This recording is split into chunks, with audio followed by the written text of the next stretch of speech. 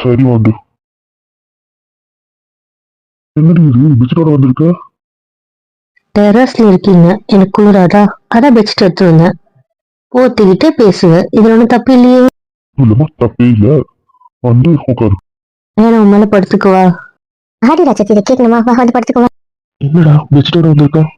ஒன்னும் என்ன இப்படி பேசுற? சாதாரணமா தான் பேசுறேன். நீங்க என்ன உங்க மாமனார் மாமியார் உட்காந்துட்டு இருக்கீங்க? இல்ல உங்க அண்ணா நீ வேணும் அவங்க பக்கத்துல உட்காந்துட்டு இருக்கீங்க. அது மாதிரி எனக்கு எங்க தாத்தா பாட்டிங்க தான் வேணும்.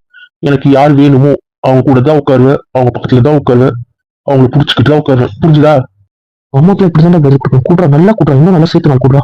என்னடா இவன் மூஞ்சி மூடிட்டு பேசுறா? பெஸ்ட் ஒரு போடுறா ஏப்டாவில. தாத்தா வேண்டாம், விளையாடாதீங்க. நான் இப்படியே இருக்க விடுங்க. நான் இப்படி இருக்கு, உங்களுக்கு பிடிக்கலன்னா சொல்லுங்க, நான் எழுந்து போயிடுறேன். ஆமா மாப்பிள்ள, சென்னைக்கு வந்துட்டீங்க, இனிமேல் என்ன பண்ண போறீங்க? என்ன பண்ணா உங்களுக்கு என்ன?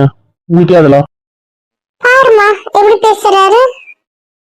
மாமா என்ன கேட்க போறாங்க? அவர் வெறும் அண்ணன் அவ்வளவுதான், எல்லாத்துக்கும் ஒரு பதில் சொல்லணும்னு அவசியம் இல்லை. புரியுதா?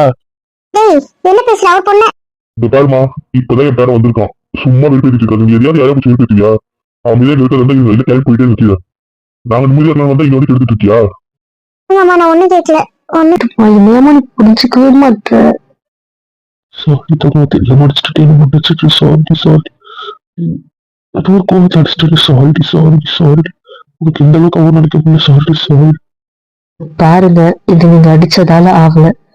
நான் பாத்ரூம் நிஜமாவே வலி